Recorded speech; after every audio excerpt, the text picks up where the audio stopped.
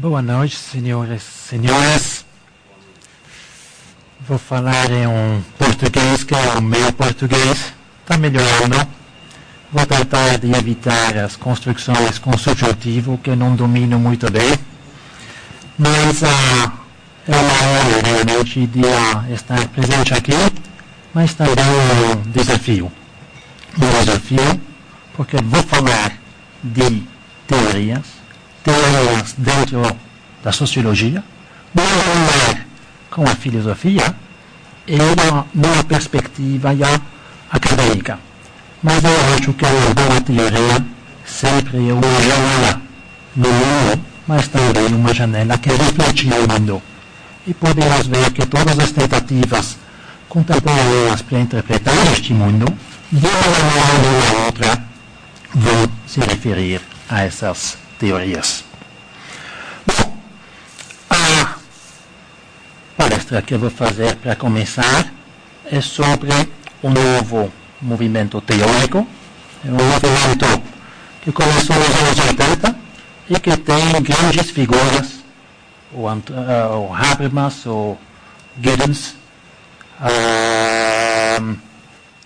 também o Pierre Bourdieu, e vou realmente tratar depois da era dos epígonos, precisamente da teoria da sociologia, depois de Bourdieu, depois de Giddens, depois de Habermas.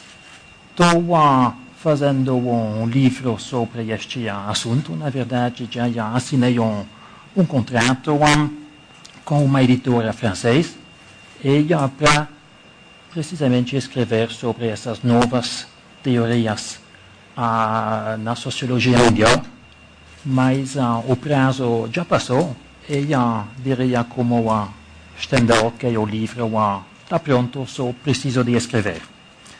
Pois bem, para fazer uma história da sociologia recente, a primeira questão é como vamos reconstruir a história das ideias. Temos várias possibilidades.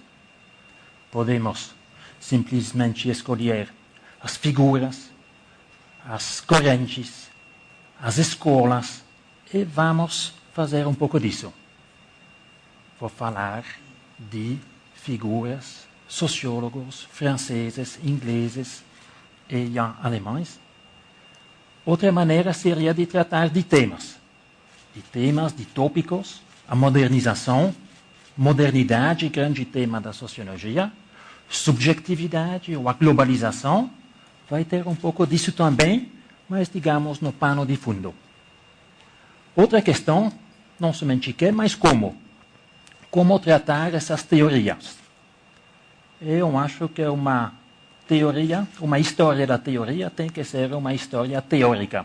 Isso significa que ela tem que tratar das grandes questões que todo sociólogo tem que tratar. Questões da unidade de análise. Questões sobre o conceito de ação. Questões sobre a visão da sociedade. Questões sobre a história mesmo da sociologia e as afinidades com alguns correntes. Uma outra posição é mais contextual, que diz que uma história, para entender a história, tem que saber com quem ou contra quem os teóricos estão argumentando. Mas acho que essa contextualização é importante. Mas quando se trata da história recente, contemporânea, claro que não pode fazer uma história sem tomar posição precisamente no campo mesmo. Tem uma coimplicação. Isso vem simplesmente da temporalidade.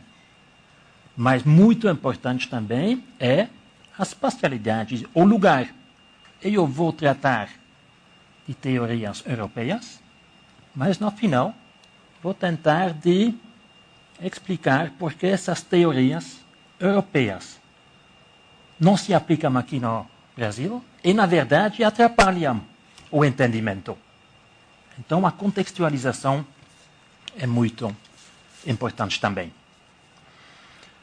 Bom, a história que vou contar é a história dos últimos 30, 40 anos. Mas para contar essa história, vou ter que voltar um pouco no tempo, no início da sociologia mesmo. A filosofia, sabemos, emergiu na Grécia Antiga. A sociologia é muito mais recente. Emergiu na Europa no século XIX, e a sociologia clássica é formada por, em geral, três figuras. O Karl Marx, que não se considerou sociólogo, o Emile Durkheim, francês, e o Max Weber, alemão. Sociólogos têm uma obsessão. Sempre têm que voltar para os clássicos, os pais fundadores.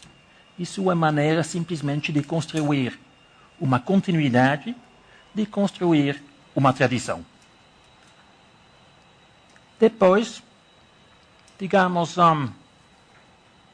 início do século XX, uma primeira síntese. Síntese, digamos, uma tentativa de incorporar estes vários pensadores num quadro único. A figura central lá é um americano que se chama Talcott Parsons e que dominou a sociologia não somente americana, mas mundial, durante quase 20 anos. Nos anos 60, digamos, o zeitgeist, o espírito do tempo mudou, ele foi criticado. Ele desenvolveu uma teoria funcionalista, uma visão consensual da sociedade, que não deu muito espaço ao actor, que, digamos, pensou os indivíduos, os sujeitos, como sempre bem socializados, acceptando as regras e as normas. E a crítica veio de dois lugares. De um lado, digamos, os humanistas que diziam que tem que dar mais espaço aos indivíduos, às ações, à perspectiva subjetiva. E, do outro lado, uma crítica que veio da esquerda, dos marxistas, que precisamente diziam que o Parsons é um conservador, em vez de consenso, precisamos de focalizar sobre os conflitos. A reação foi, digamos, uma polarização da sociologia, entre uma microsociologia e uma macrosociologia. De um lado, sociólogos que trataram, analisaram uma conversa telefônica, focalizando sobre os últimos 10 segundos de um telefonema. De outro lado, macrosociólogos que estavam pensando o sistema mundial. Aqui estou pensando o Wallerstein, que se apoiou sobre a teoria da dependência de Fernando Henrique Cardoso, e desenvolveu isso numa teoria, digamos, da dependência mundial, em periferias, semi-periferias e centro, não vou entrar nisso. Este novo movimento teórico foi um movimento que emergiu no mesmo, digamos, quase no mesmo tempo, nos início dos anos 80. Teoria clássica, poderíamos dizer teoria neoclássica, e são três figuras importantes. Pierre Bourdieu, um francês, que publicou La Distinction, obra máxima, em 79. Anthony Giddens, que publicou em 84 a Constituição da Sociedade. E Habermas, um alemão, que publicou em 81 a Teoria da Ação Comunicativa, que foram tentativas de superar essa grande oposição entre microsociologia e macrosociologia, entre o actor e o sistema, entre o indivíduo e a sociedade, entre o consenso e o conflito. E vou falar um pouco dessas três figuras, rapidamente, mas quando falo de sociologia neoclássica é não somente uma referência, digamos, como se fala da economia neoclássica, mas precisamente porque, em geral, o ensino da sociologia, quando se fala de sociologia contemporânea, vai sempre ser a mesma coisa. Essas três figuras, e o que se passou, o que se passa, o que se escreve, o que se pensa depois, rapidamente vai ser tratado, mas sempre essas três figuras. Então, Na verdade, vou falar, se vocês quiserem, de um novo movimento teórico. Um pouco como se fala na literatura do New Criticism e depois o New Criticism. Então, é a teoria contemporânea. E a minha visão vai ser que a teoria na França é post-bourdieusiana. A teoria na Inglaterra é post-keynesiana. A teoria na Alemanha é post-habermasiana. Tem muito mais teorias que as teorias que vou apresentar para você. Na verdade, uma seleção um pouco subjetiva são os desenvolvimentos que eu pessoalmente acho mais interessante. Então, vamos começar com a França. A França tem uma grande tradição na sociologia. Émile Durkheim, fundador, digamos, da sociologia. Podemos dizer que ele continua a tradição de Auguste Comte, que inventou a palavra da sociologia. Ele inventou também a palavra do altruísmo em 1834. As características da França são um pouco estranhas, porque a França tem grandes filósofos, que vocês provavelmente conhecem, de nome: o Derrida, o Foucault, o Lyotard. Na sociologia, muito estranho, porque não pode fazer teoria pura na França. A especificidade da França é que você sempre tem que juntar uma reflexão teórica com uma pesquisa empírica, uma pesquisa de campo. E, na verdade, as melhores teorias são aqueles que usam grandes teorias para analisar um pequeno objeto de pesquisa. Essa é uma especificidade do campo francês. Teoria pura não se faz. Sempre tem que ter um objeto empírico. Uma outra especificidade dos franceses é o engajamento. Sempre tem uma dimensão política. Digamos, podemos dizer que a sociologia francesa é uma sociologia pública. A figura central é o Pierre Bourdieu. Faleceu em 2001. Grande figura, para mim, sem a menor dúvida, é o maior sociólogo dos últimos 50 anos. Você pode gostar dele ou não. Pode pensar com ele, contra eles, mas não dá para ignorar. Ele veio da filosofia, depois passou para a antropologia e terminou na sociologia. Todas as ideias centrais foram desenvolvidas num espaço de alguns anos, entre 64 e 71. E depois ele continuou durante 40 anos a, digamos, pensar as implicações dessas intuições iniciais. Agora, a recepção do Bourdieu é muito, muito forte. Não pode mais abrir um jornal, digamos, científico na sociologia, ou no mínimo vai ter um artigo sobre Bourdieu, sobre os conceitos centrais dele. Os conceitos centrais dele são o campo, os hábitos e a violência simbólica. A teoria de Bourdieu é uma teoria sistemática.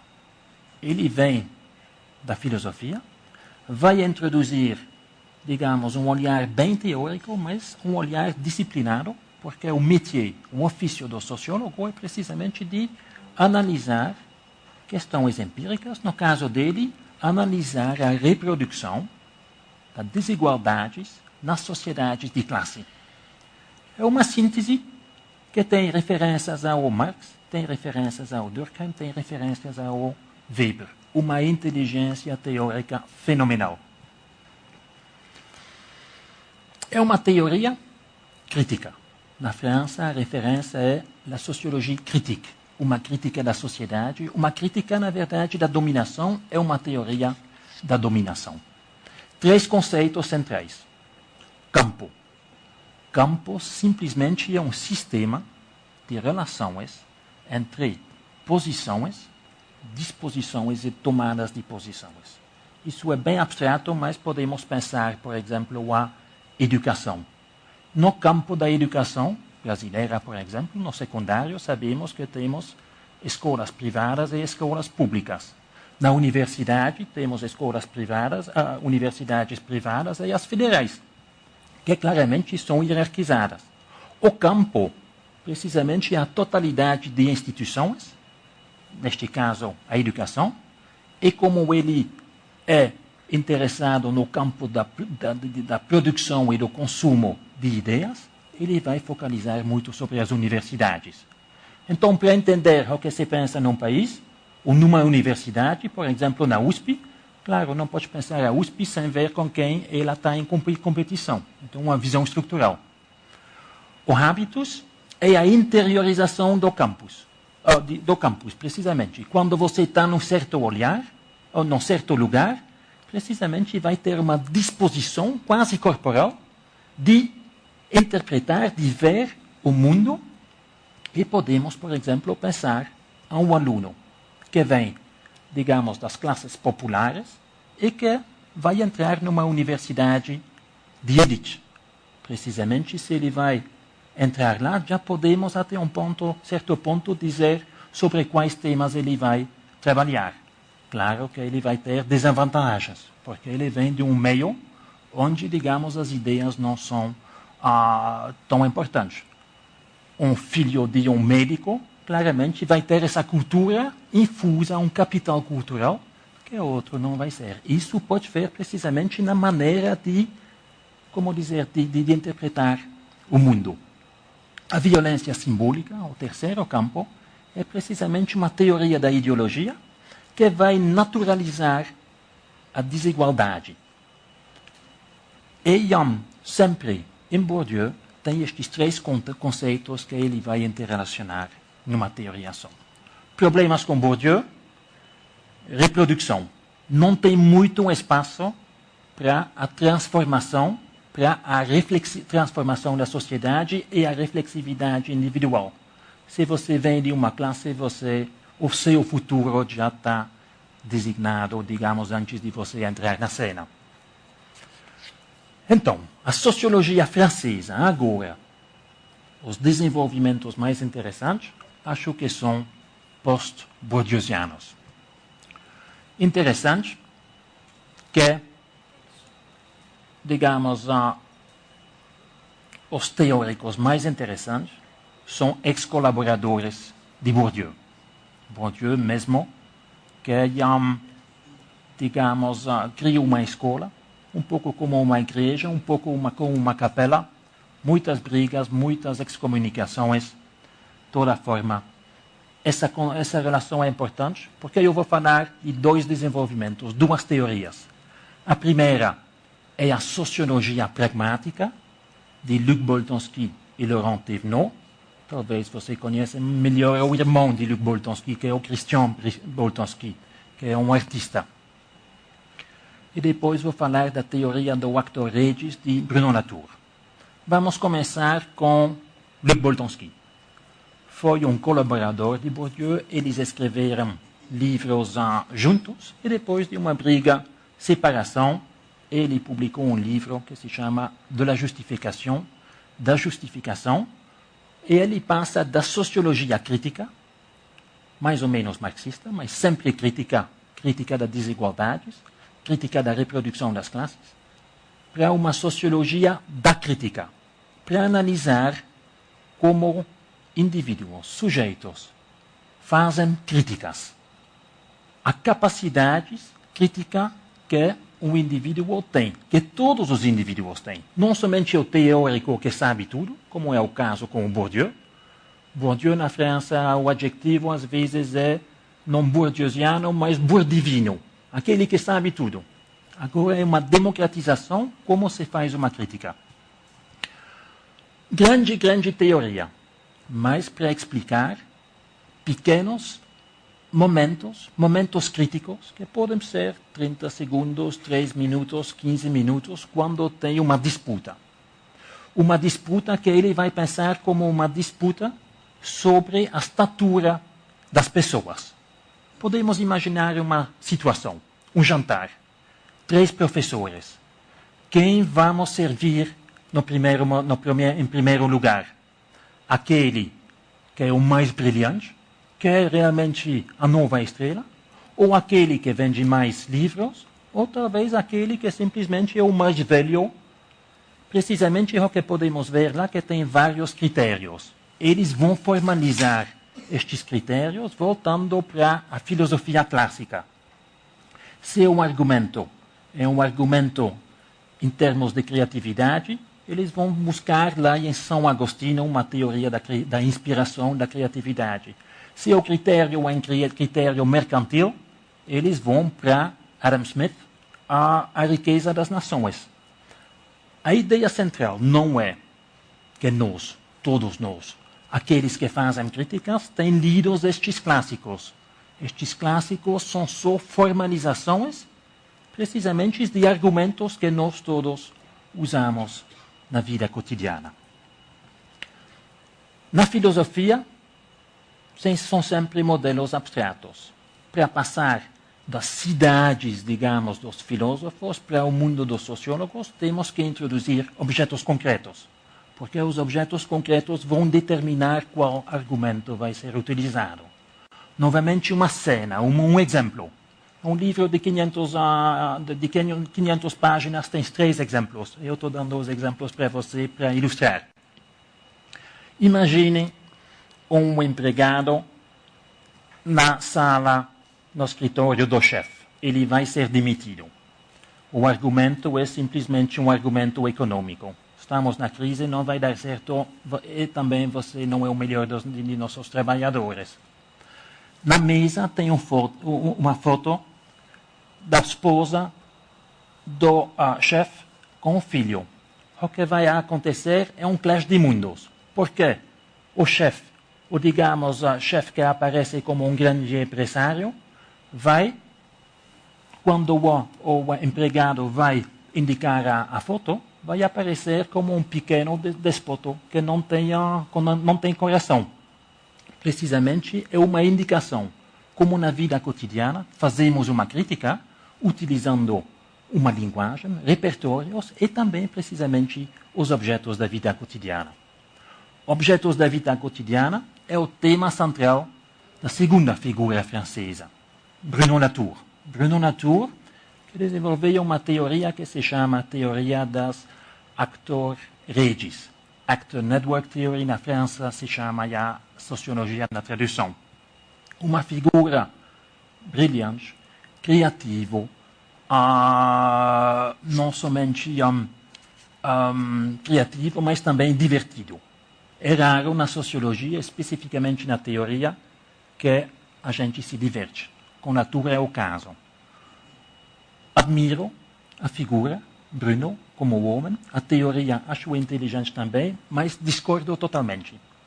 Fiz até um livro sobre Bruno Latour, mas acho que é uma figura importante. A marca distintiva da teoria dele é a distinção ou a não distinção entre seres humanos e não humanos.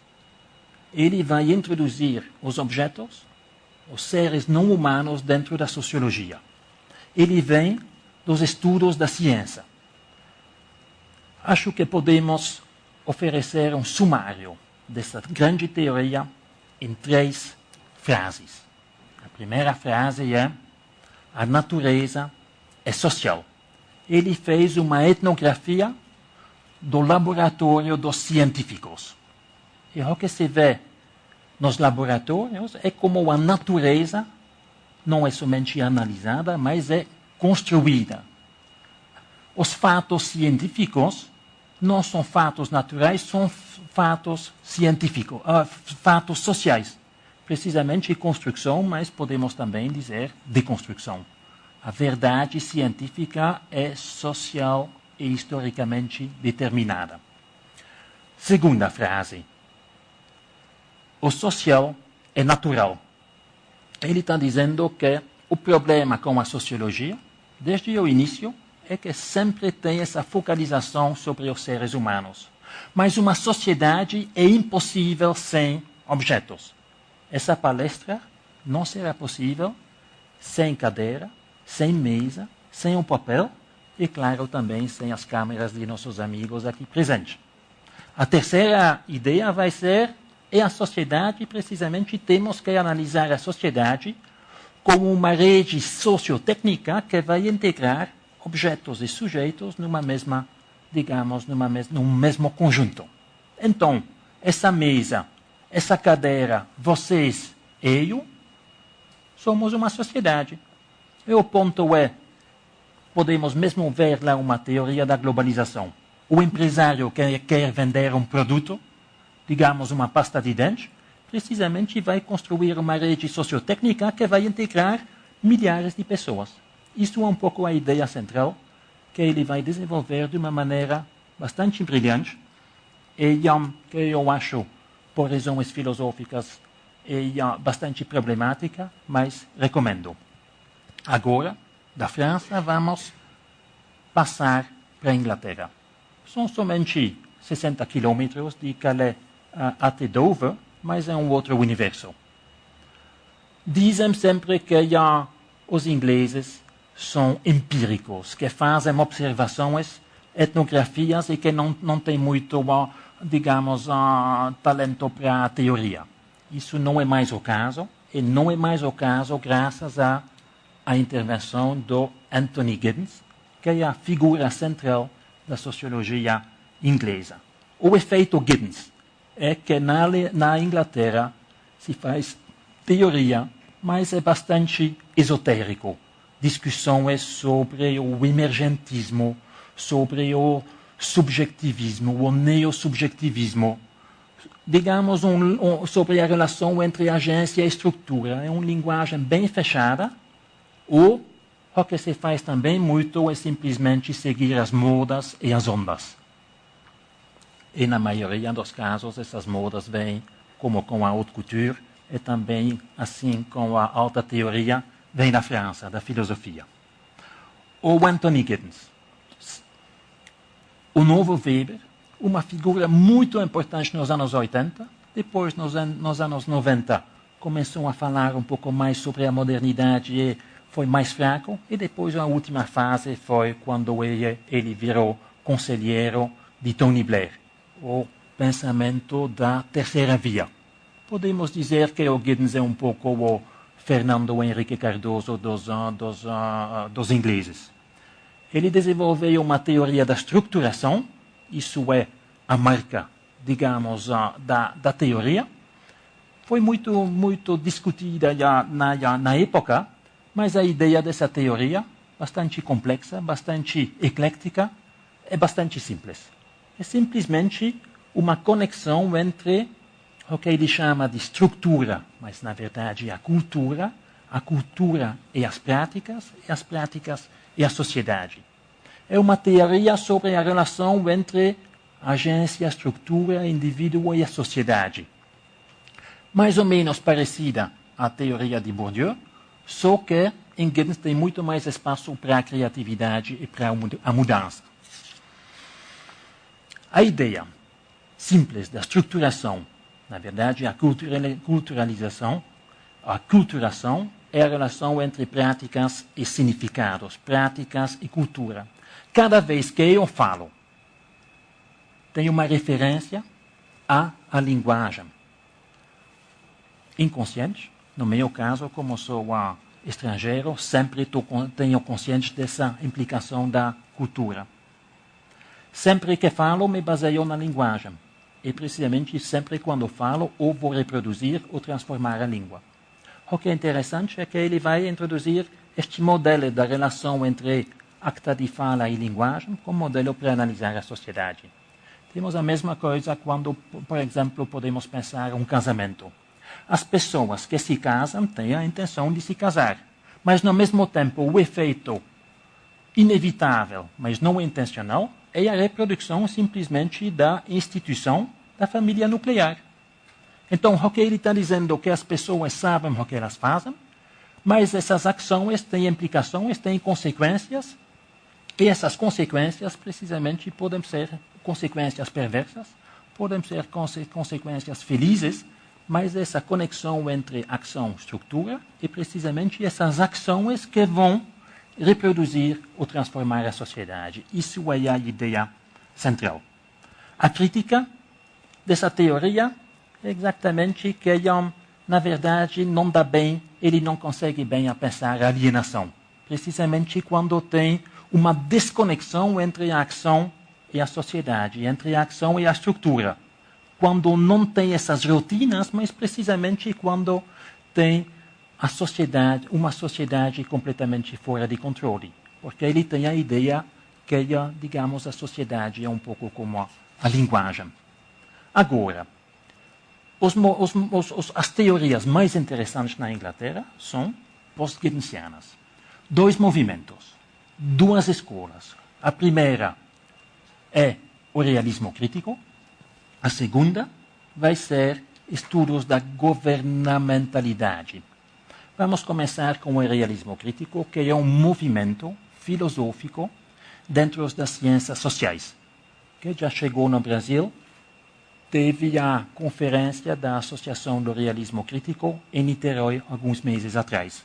A figura central lá é Roy Bhaskar, uma figura bastante excêntrica, filosofia das ciências. Ele analisou os experimentos científicos.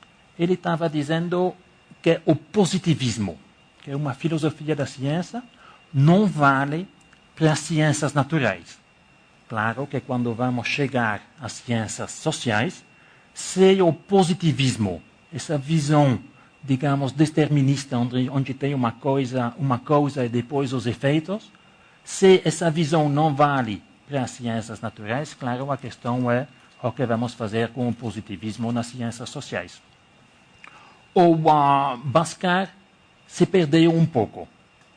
Tinha uma volta espiritual.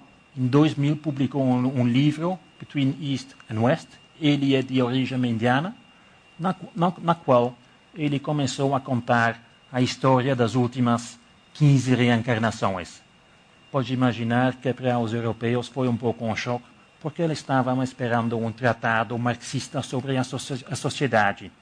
Dentro deste grupo, tem uma outra figura que trabalha com a sociologia, que é a Margaret Archer, que é uma crítica, a melhor crítica de Giddens, mas eu quero simplesmente falar do último tema que ela introduz, e que é o tema muito interessante das conversas internas, as conversas interiores, as conversas que nós temos com nós mesmos.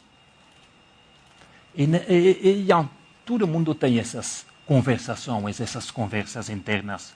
Ela vai introduzir as conversas internas como mediação entre a sociedade e o indivíduo. Então não tem uma determinação, simplesmente a sociedade diz, como em Bourdieu. Ela trabalhou com Bourdieu na França. Precisamente tem uma mediação, tem um poder individual, pessoal, de reflexão. Ela distinguiu empiricamente, numa pesquisa, vários tipos de reflexividade, de conversas internas, dependentes de o que as pessoas acham o mais importante na vida.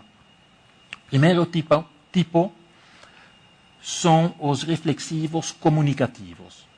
Coisa mais importante na vida, a família, os amigos e os bichos de estimação.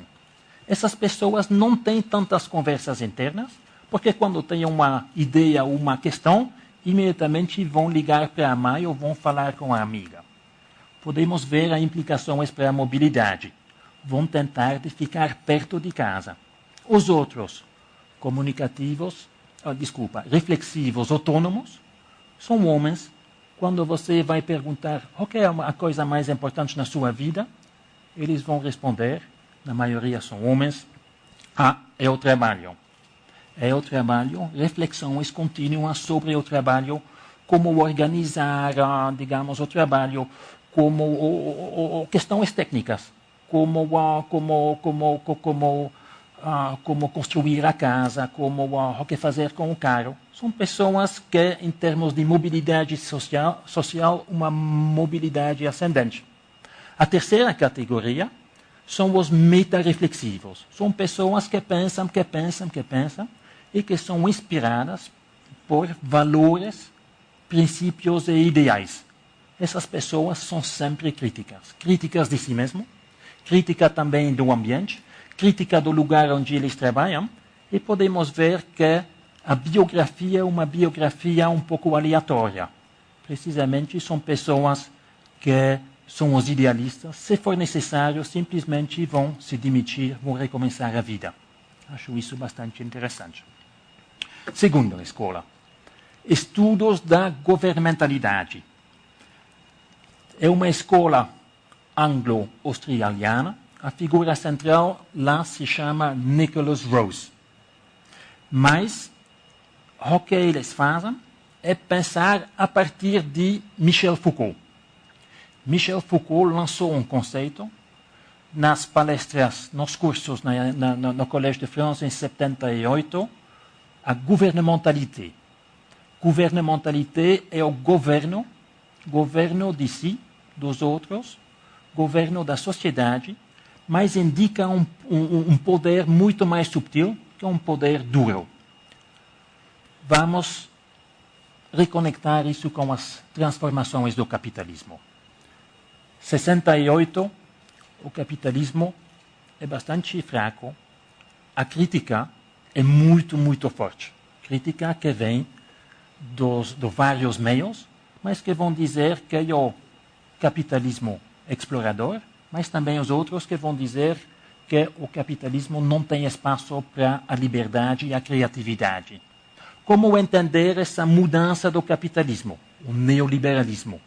Exatamente, o capitalismo vai incorporar as críticas e o capitalismo vai virar criativo, vai virar flexível, vai insistir sobre a criatividade, sobre a comunicação, sobre a apresentação.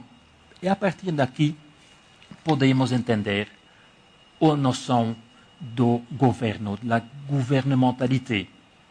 É um poder mais sutil, é o poder não é repressivo, mas o poder é produtivo. Vai trabalhar as autoimagens dos indivíduos. O poder não age contra o indivíduo, mas através do indivíduo, trabalhando as motivações, as metas, os ideais. Busca regular, controlar os indivíduos, mas precisamente trabalhando, digamos, as aspirações. Você quer ser criativo? Tudo bem, pode ser. A governamentalidade é uma governamentalidade que vai começar com um problema. Temos um problema. Por exemplo, podemos pensar ao AIDS. Uso este exemplo porque Michel Foucault faleceu do AIDS. O que vamos ver? Temos um problema. Tudo bem. Várias instâncias vão intervir. Os médicos, os homossexuais mesmos, os ativistas, também os pastores, e vamos ver que, precisamente, para superar estes problemas, vamos ter uma multidão de discursos, de agências que vão intervir, e precisamente que vão modular as possibilidades e as aspirações dos indivíduos. Desemprego. Você está desemprego, vamos ter uma formação contínua. É precisamente uma transformação contínua. É assim que o poder funciona. E o poder funciona melhor, precisamente como quando pode funcionar com o aval do indivíduo. Agora, vamos novamente atravessar digamos lá, o mar do norte para ir para a Alemanha. As características do pensamento alemão são, em geral, que tem uma carga filosófica mais forte. Uma associação com a filosofia social, a filosofia moral e a filosofia política. Também, o que é interessante é que tem uma unidade da sociologia e das ciências, digamos, da sociedade. Então, a sociologia não é somente, digamos, a ciência da sociedade, mas também do direito, da educação, da religião. Então, uma teoria integral. E também, na Alemanha, em geral, sempre tem uma preocupação com crises sociais e as patologias sociais. Seja a alienação, seja a perda da comunidade, perda da liberdade, perda de sentido. Podemos até pensar as psicopatologias da vida cotidiana, nestes dias, especificamente a depressão, e também o síndrome de pânico. Não é mais a velha neurose do qual Freud estava falando. A figura central na Alemanha é o Habermas. Habermas, que é um filósofo, talvez o maior filósofo, junto com John Rawls, dos últimos 50 anos. Ele é também, digamos, o sucessor de Horkheimer, e ele foi o assistente de Adorno. Isso é uma referência à teoria crítica da Escola de Frankfurt. Ele é a segunda geração, a figura mais importante. O que ele fez? Introduz uma mudança paradigmática dentro da filosofia, passagem de uma teoria da consciência, da subjetividade, para uma filosofia da intersubjetividade e da linguagem. É uma mudança paradigmática que tem muitas implicações, mas o que interessa a nós aqui é as implicações para a sociologia. Na teoria da ação comunicativa, ele vai introduzir dois conceitos centrais, ou digamos, talvez 4. É ação comunicativa e mundo da vida, e depois em oposição aos sistemas. A intuição central de Habermas é simplesmente que a comunicação, quando a gente fala, precisamente que estamos caminhando em direção de um consenso.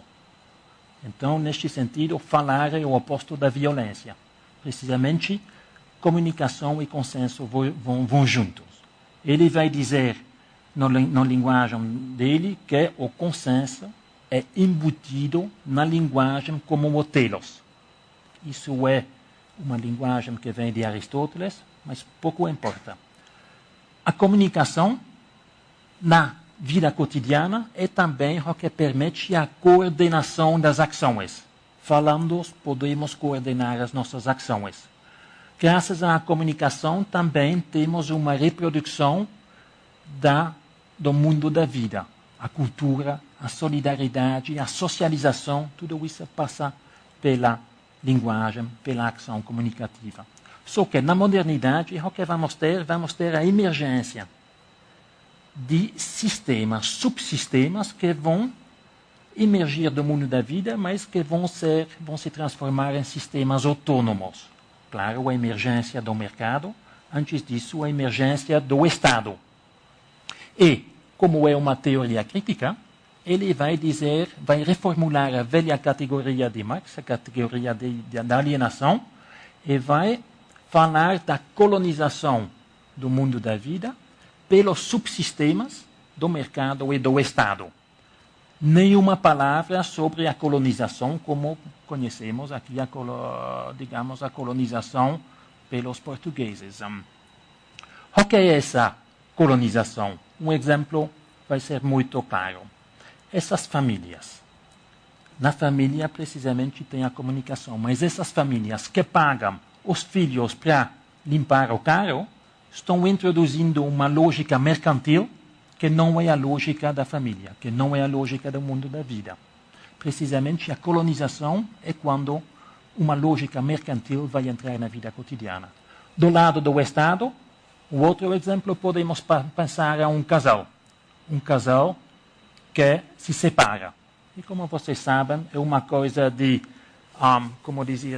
não conseguir no casamento, é outra coisa de não conseguir a separação. Quando não se consegue a separação, vai ter a intervenção do direito, dos advogados, pessoas que se apaixonaram, que precisamente vão se tratar não mais como sujeitos, mas precisamente de uma maneira bem objetiva a partir dos direitos. Colonização do mundo da vida pelo subsistema do Estado, neste caso, pelo direito. Agora, terceira geração da teoria crítica. Aqui, duas figuras. Primeira figura, Axel Honneth, sucessor de Habermas, diretor do famoso Instituto für Sozialforschung. Ele teve no Brasil, na semana passada, uma conferência de 3 dias em Porto Alegre. A categoria central dele é o reconhecimento. Todo mundo quer ser reconhecido. Os bancários são de greve. Os professores querem ser reconhecidos também. Os quilombos. Eu também, vocês também. Com essa categoria do reconhecimento, ele, digamos, conseguiu dar uma voz, uma palavra para um sofrimento difuso. Sofrimento difuso que pode ser formulado em termos de não reconhecimento. Como assistente de Habermas e sucessor de Habermas, ele vai desenvolver uma teoria crítica que vai insistir sobre a importância do reconhecimento no desenvolvimento da subjetividade. Uma subjetividade plena pressupõe o reconhecimento. Ele vai utilizar o Hegel e também o George Herbert Mead e vai dizer que, na verdade, tem 3 esferas dentro da qual nós temos que ser reconhecidos para poder nos realizar a boa vida. O amor é a esfera da família e, digamos, das amizades, onde vamos adquirir a autoconfiança. A segunda esfera é a esfera dos direitos. Direitos sociais, direitos econômicos, direitos onde vamos ser respeitados como cidadãos. A terceira fase, ou digamos a terceira esfera, é a esfera da solidariedade. É a esfera das relações industriais, onde os indivíduos são reconhecidos pela contribuição à sociedade. Precisamente essa visão, um pouco hegeliana, é o conceito da Sittlichkeit, a vida ética, precisamente a contribuição do indivíduo a um projeto comum, que é o projeto da sociedade. Essa teoria que ele vai desenvolver, precisamente vai pensar o reconhecimento como uma precondição do desenvolvimento do eu. Mas, ao mesmo tempo, já podemos ver a conexão com os movimentos sociais. Os movimentos sociais é exatamente quando um não reconhecimento individual vai ser reconhecido, vai ser interpretado como um caso bem típico. Não é somente o caso do eu, você ou um negro aqui, mas precisamente o não reconhecimento é de uma categoria mais geral e os movimentos precisamente estão pedindo o reconhecimento. A teoria é bastante forte. Eu pessoalmente acho que tem um problema, 2 problemas. Acho que essa não é uma alternativa à teoria comunicativa de Habermas. Eu diria que temos que pensar uma teoria comunicativa do reconhecimento. Segundo ponto também é que essa terceira categoria que vem de Hegel, a Sittlichkeit, é sempre difícil, é sempre confuso. Pessoas acham que ele fala dos reconhecimentos de minorias. Mas, na verdade, ele não fala disso. Ele acha, como bom republicano, que a questão das minorias, das culturas, é uma questão, digamos, do direito. Mas tudo bem. Muito interessante. E agora vou passar a uma outra figura que, tecnicamente, não faz parte dessa terceira geração da teoria crítica, mas que eu interpreto como um aliado dessa teoria crítica, o Ulrich Beck. Ulrich Beck, que é professor em Munique, mas também é professor na LSI. Na verdade, ele foi contratado por Giddens, que foi o diretor da LSI na época, e eu acho que tem uma continuidade com a teoria de Habermas, e a teoria dele é uma teoria, é a teoria da modernidade reflexiva. Mas essa teoria se desenvolveu em várias etapas. O livro com o qual ele virou famoso é A Sociedade do Risco, publicado alguns meses depois do acidente na central nuclear de Chernobyl. Então, o que ele vai tratar é a questão da ecologia, da crise ecológica. Ele vai dizer que a crise ecológica vai criar problemas de legitimação da política dentro das sociedades ocidentais. problemas ecológicos não são problemas da natureza. São problemas, na verdade, da sociedade. São problemas que indicam, precisamente, que não podemos continuar da maneira que continuemos. Precisamente a questão da sustentabilidade. O que acontece é precisamente que as consequências do industrialismo, do capitalismo, são tais que precisamente a organização da sociedade mesmo vai ser criticada e a partir da crítica na esfera pública podemos pensar a emergência de um movimento social ou uma transformação da sociedade. A política não somente é no Senado, não é somente em Brasília. A política é na vida cotidiana. A política são os jovens que parecem apolíticos, mas na verdade são membros de associações para a defesa dos animais. Isso é política. Segunda categoria que ele vai introduzir é a ideia da destradicionalização da sociedade e da individualização. O que acontece na modernidade tardia é exatamente que as referências do passado não são mais válidas. Em Bourdieu foi bastante claro: você é um filho de operário, você vai ser um operário. É uma tradição que continua.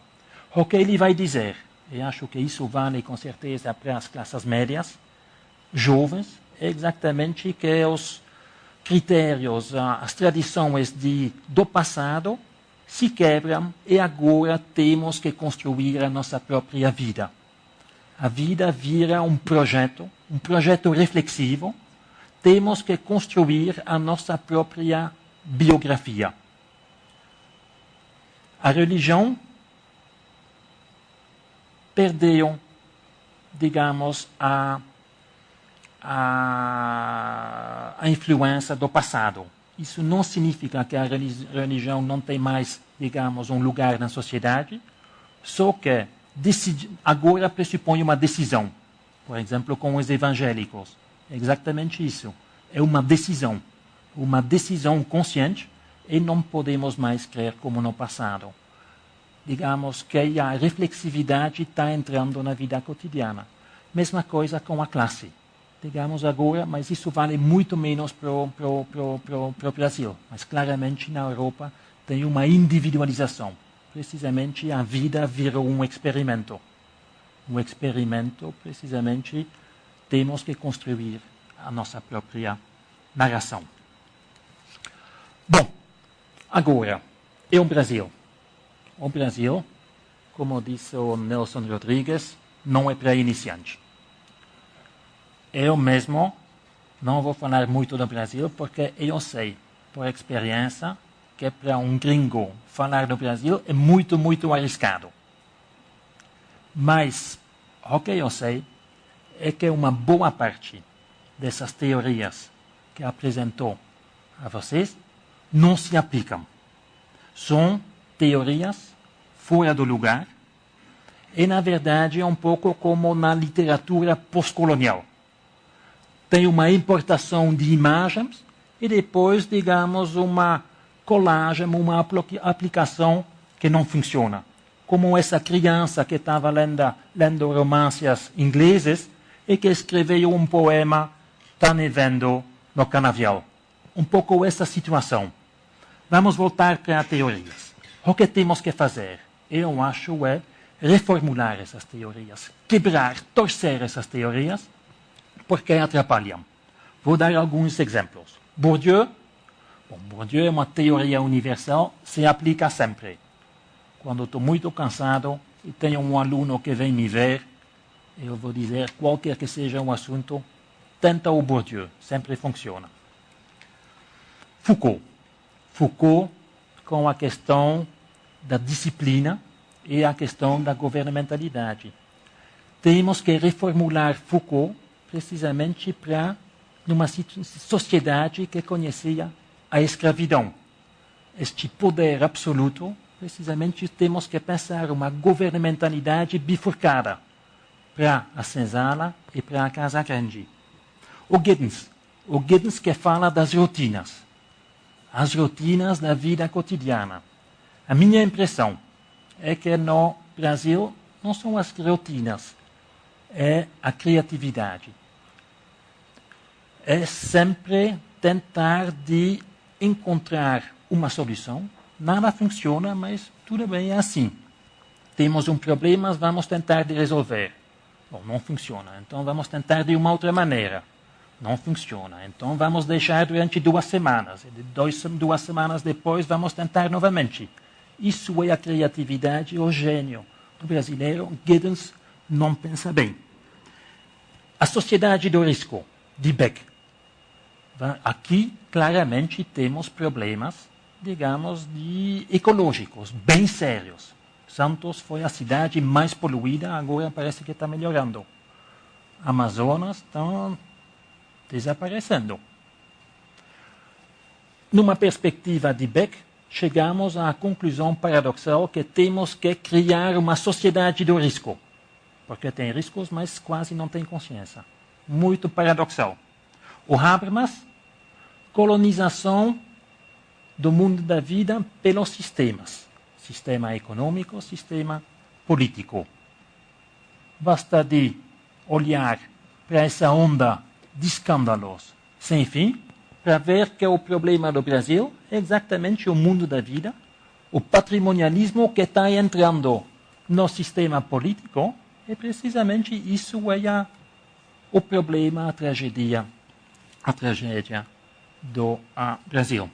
O motor, não falei dele, uma figura muito, muito interessante, é o Niklas Luhmann. Na verdade, quando falei da sociologia neoclássica, Bourdieu, Giddens, Habermas, tem sempre uma quarta figura, que é o Luhmann. Não falei dele porque é muito complicado, uma teoria dos sistemas, e eu, digamos, sei que eu não conseguiria simplesmente explicar. O que é interessante é nessa teoria dele, da obra máxima dele, A Sociedade da Sociedade, traduzida em espanhol, não em português. Ele tem 15 páginas sobre a exclusão, que são simplesmente um bom retrato do Brasil.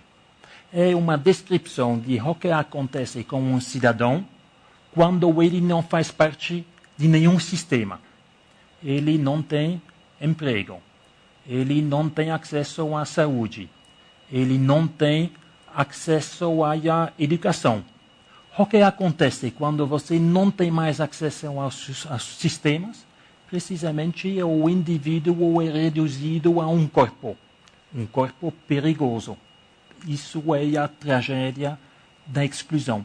Precisamente quando você não faz mais parte de um sistema, você nem é mais um cidadão, é mais visto como um animal sem direitos.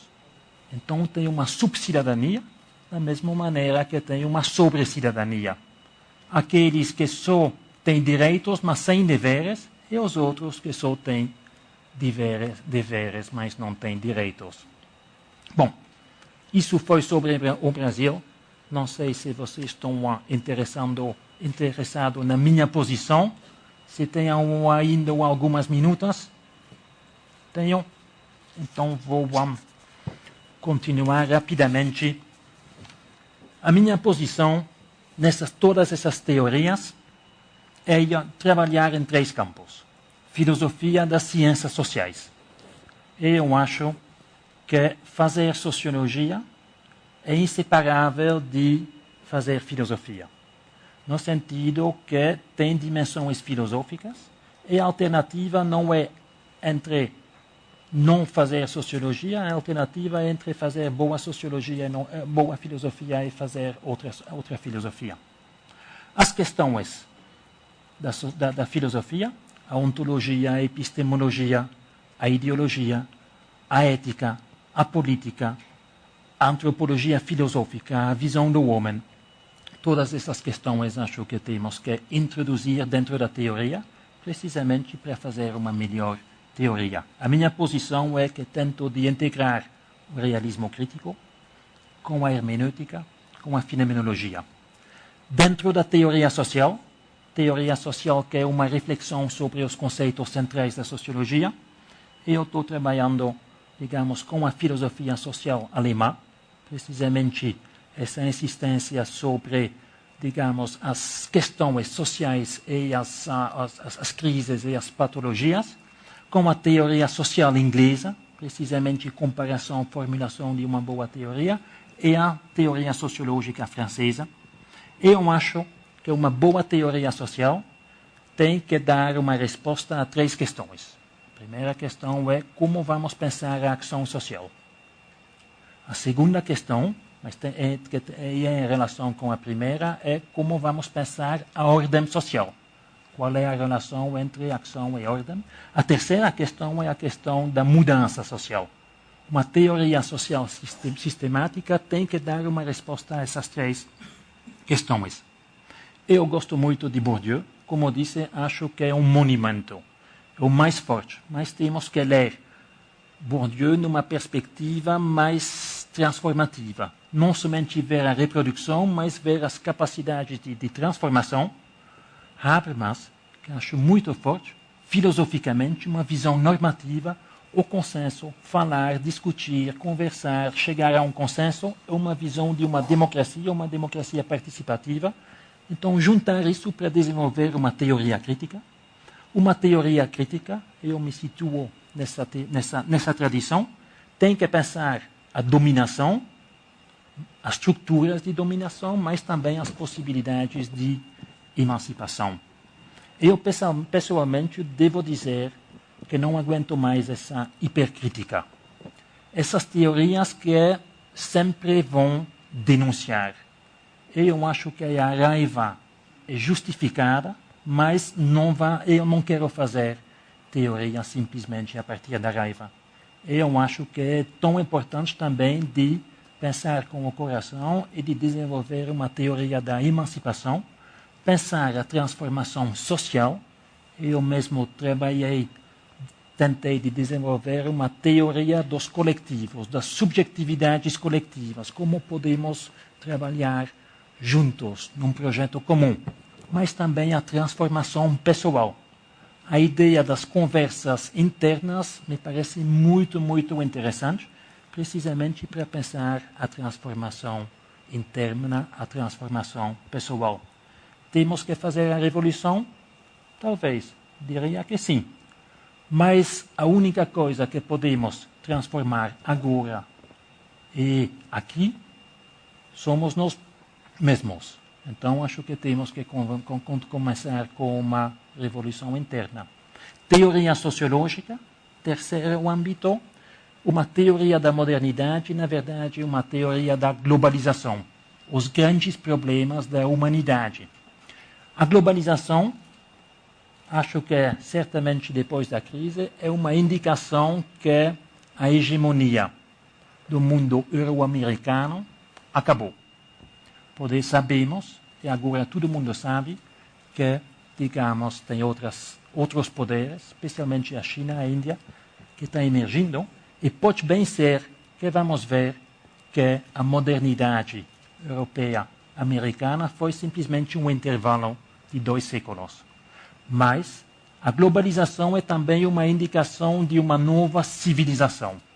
Mudanças sociais radicais. Acho, de um lado, o capitalismo se transformou, se radicalizou em termos de sociologia, e é o neoliberalismo, o pós-fordismo, o pós-industrialismo. Transformações tecnológicas.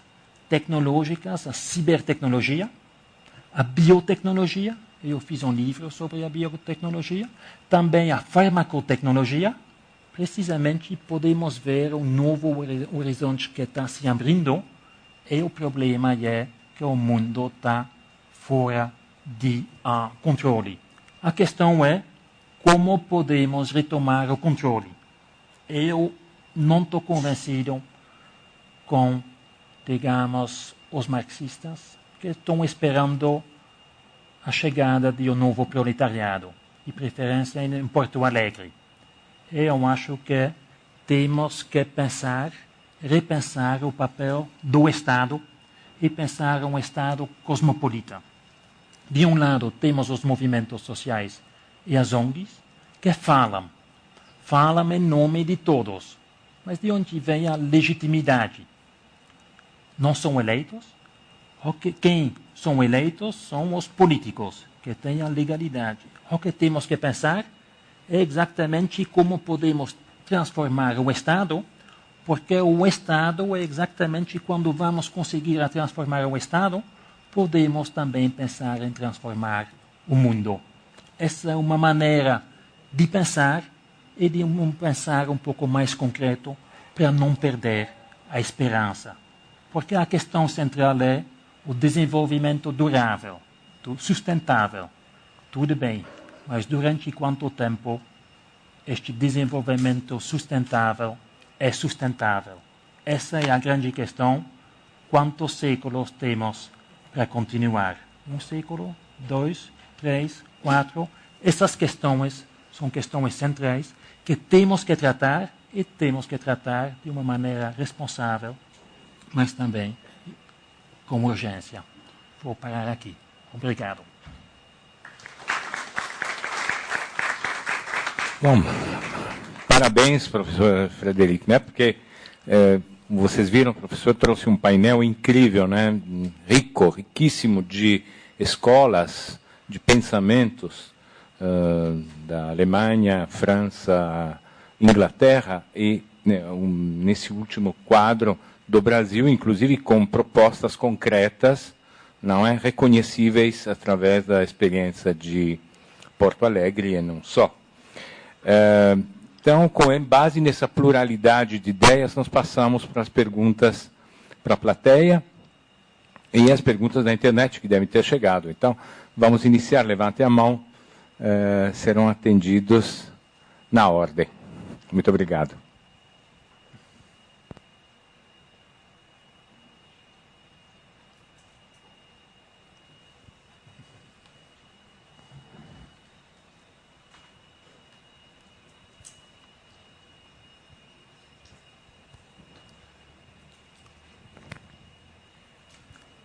Boa noite, professor. Eu sou o Felipe, trabalho no site da CPFL Cultura, e a gente está transmitindo agora, ao vivo, essa palestra. Chegaram algumas perguntas aqui. Uma pergunta que chegou logo no começo, do Carlos Lopes, ele sempre acompanha nossas transmissões. Ele gostaria de saber o que o senhor acha de estarmos vivendo tempos hipermodernos e não pós-modernos, segundo o pensador Gilles Lipovetsky, que inclusive já esteve aqui na CPFL Cultura.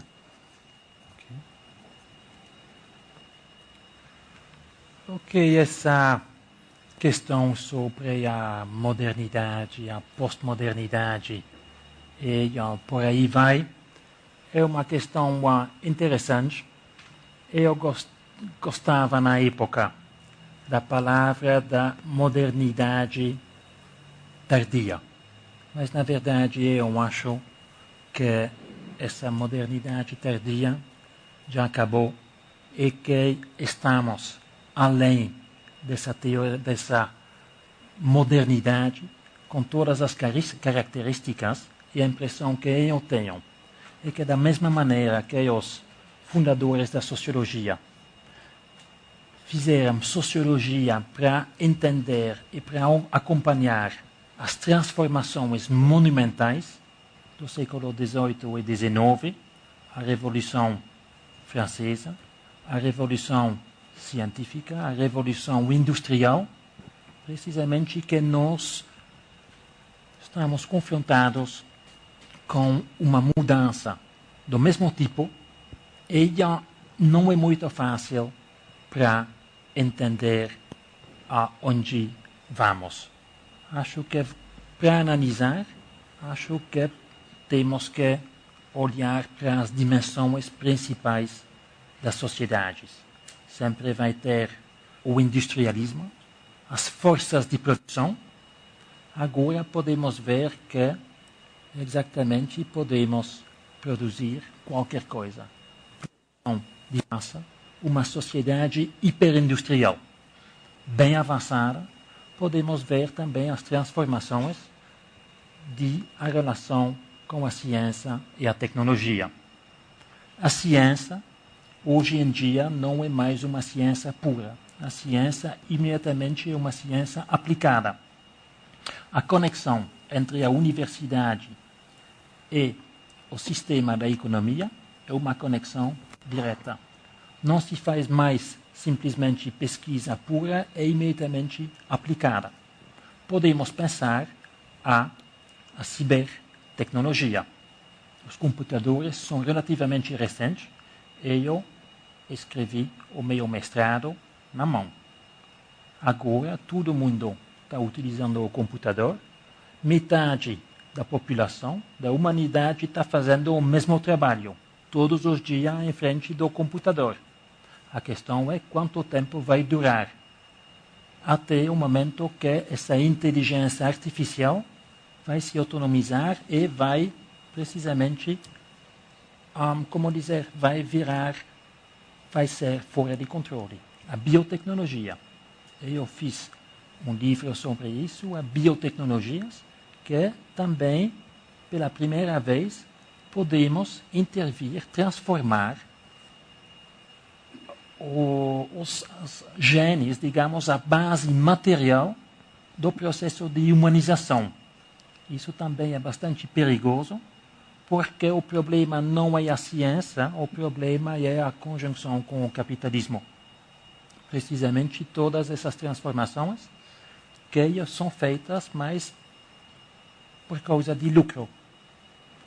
Podemos também pensar a farmacotecnologia, as novas drogas, oficiais ou legais ou ilegais.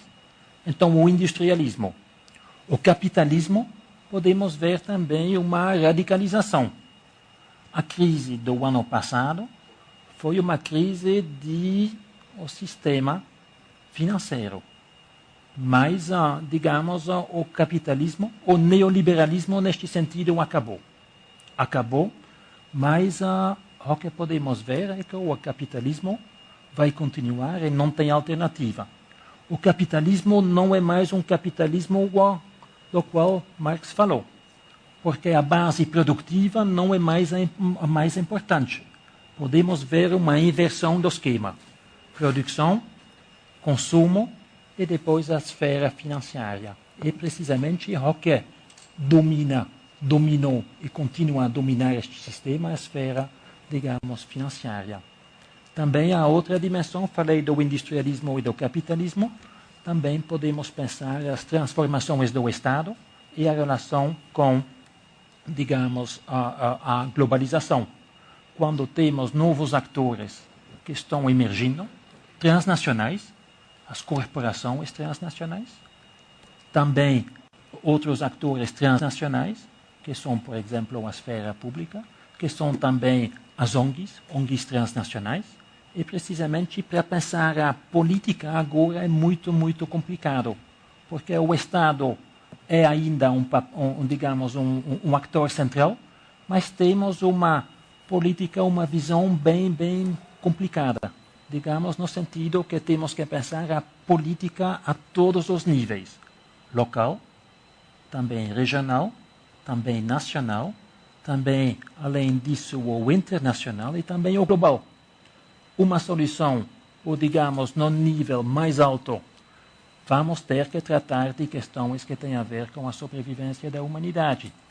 Estou pensando questões de guerra e de paz. Também os recursos naturais.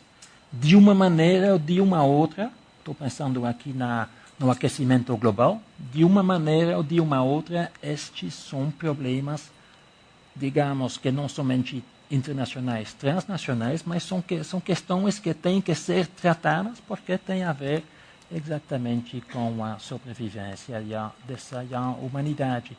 Então, eu acho que essa palavra de hipermodernidade muitas vezes é um pouco uma indicação, digamos, um flerte com o postmodernismo, mas o postmodernismo passou e o que temos que fazer, acho, é uma boa análise, bastante rigorosa, bastante informada, precisamente de as sociedades contemporâneas em todas as dimensões. Dimensão econômica, dimensão científica, dimensão tecnológica, dimensão ecológica, dimensão subjetiva, realmente tratar e pensar, digamos, a sociedade a sociedade a todos os níveis e não numa perspectiva multidimensional. É difícil, mas a globalização é exatamente isso. Abrir as perspectivas e também abrir, digamos, o olhar para outras regiões, outras culturas, outras civilizações.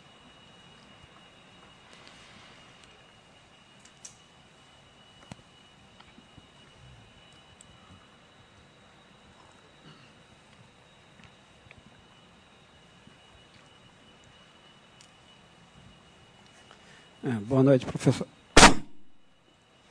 A tua fala abriu um leque muito amplo, então tem uma série de questões que acho que dá para debater. A primeira questão que eu teria é partindo da obra de um francês pós-moderno, Jean Baudrillard, A Transparência do Mal, no livro dele.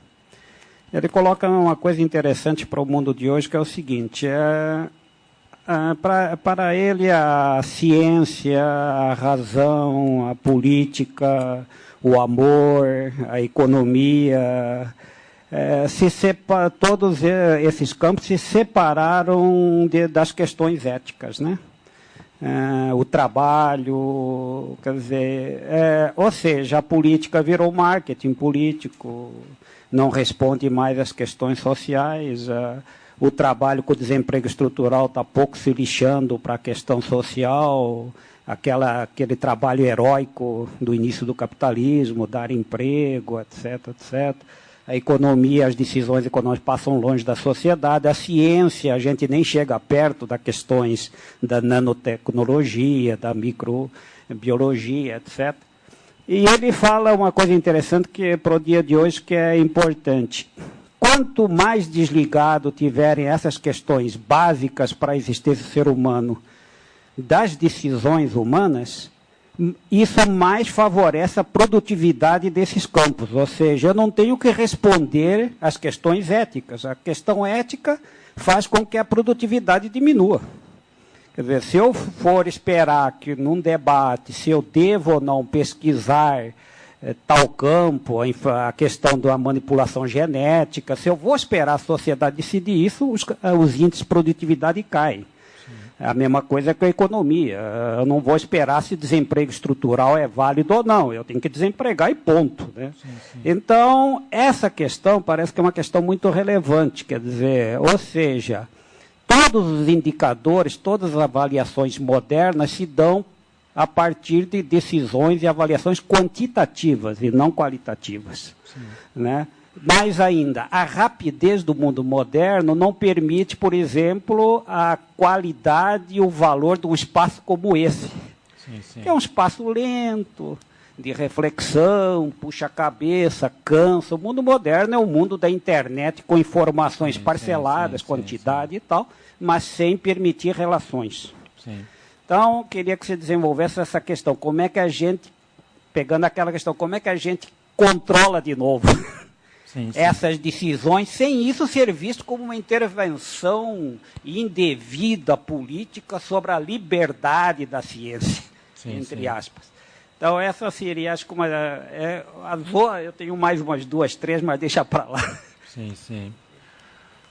O Jean Baudrillard, que faleceu no ano passado, que é um pouco o papa do postmodernismo, um provocador de primeira categoria, e eu gostei muito dos primeiros trabalhos deles, sobre a análise da sociedade do consumo e a crítica que ele fez do marxismo, precisamente dizendo que a economia vai determinar tudo, é uma análise semiótica da mercadoria. Digamos que agora, hoje, é valor de troca, o preço que vai induzir a valor de uso. Então, uma camisa não é mais doce, não é mais gostosa, é quando ela custa, e quanto ela custa vai precisamente ser a valor de uso. Achei o trabalho remarcável, admirável. Depois, ele teve uma virada e se radicalizou. Virou, digamos, exatamente um ensaísta, um provocador, e ele começou a falar da hiperrealidade. A hiperrealidade é uma realidade que vem das mídias. as mídias não têm mais uma reflexão da realidade, mas precisamente vão projetar uma imagem da realidade e essa é a hiperrealidade. Precisamente tudo vira uma cópia, mas uma cópia de uma coisa sem original. É o mundo dos shoppings, do supermercado, é o mundo do Walt Disney World. O Disney World exatamente parece uma cópia, mas na verdade essa é a realidade. Outro exemplo que ele dá é a pornografia. Pornografia é exatamente mais sexual do que o sexo mesmo. Porque você vai ver em close-up o que você não pode ver na realidade. Ele vai começar a pensar a realidade como uma simulação e precisamente como estamos perdidos no mundo, mas é o mundo dos computadores. É o mundo, na verdade, do filme de Matrix. Acho que como descrição de nosso mundo tem elementos que são verdadeiros, mas tem um ensaísmo, lá tem uma provocação contínua. Eu diria que o Baudrillard mesmo virou mais baudrillardiano que ele mesmo. Ele virou o sintoma da própria teoria. Dito isso, um elemento com o qual discordo é o fundo nihilista. O fundo nihilista em Baudrillard, que é uma crítica radical, mas que é bastante cínica. A ética, para mim, é a coisa mais importante do mundo. Eu, digamos, infelizmente, não tenho a sensibilidade, digamos, da estética. A ética é a coisa mais importante. Quando ele fala da ética, é exatamente para dizer que neste mundo a ética não tem mais espaço. Mas exatamente isso pode ser uma análise. É verdade que a ética tem pouco espaço. É verdade que a ética muitas vezes é simplesmente uma decoração dentro da economia.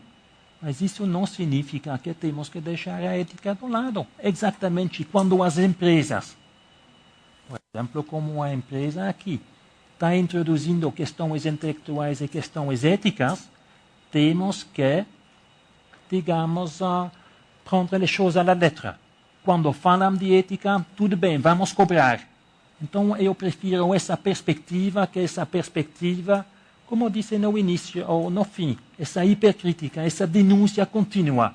Sabe, tudo está indo, tudo está, não vou utilizar a palavra, acho que é verdade, estamos indo nessa direção, mas eu prefiro uma análise mais construída e mais construtiva. Precisamente para não dizer que não tem mais a esperança, não tem mais futuro.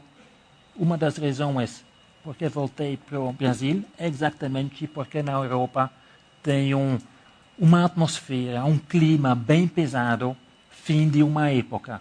Com a crise, mais ainda. E podemos ver na Europa precisamente que é um continente que tem demais história para ter um futuro. O que gosto aqui no Brasil é exatamente uma sociedade que está se construindo. Tem, digamos, daqui 20, 30 anos, este país está avançando. E eu acho que isso é importante, precisamente analisar, digamos, as mudanças, mas com dois cenários. Um cenário mais escuro, mais preto, e um cenário, digamos, mais otimista. Mas temos que combinar o pessimismo da inteligência, uma análise fria dos perigos, com um optimismo da vontade. Precisamente olhar como podemos transformar. E precisamente não com cinismo, mas como sustentar os movimentos que vão na boa direção.